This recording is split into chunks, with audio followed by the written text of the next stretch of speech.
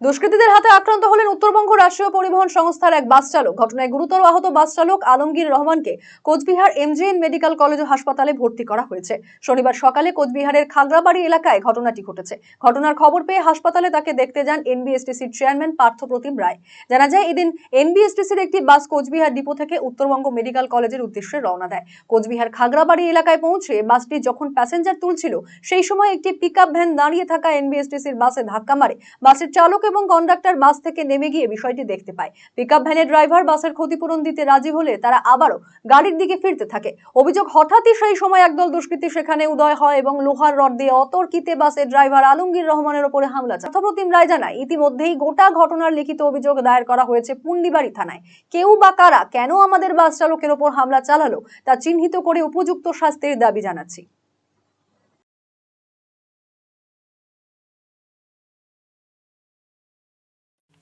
দাদা, কি হয়েছিল?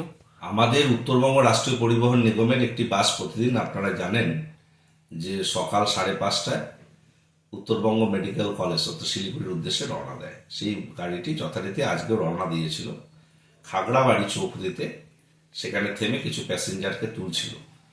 এমন সময় একটি বেসরকারি পিকআপ ভ্যান আমাদের গাড়ির পেছনে এসে লাগিয়ে দেয়। স্বভাবতই আমাদের ড্রাইভার কন্ডাক্টর নেমে সেই ড্রাইভারের সঙ্গে কথা বলে। সেই ড্রাইভার তার মালিকের সঙ্গে কথা বলে বিষয়টিকে আমাদের গাড়ির যা ক্ষতি হয়েছে সেটা পূরণ করে দেবে বলে কথা দেয়।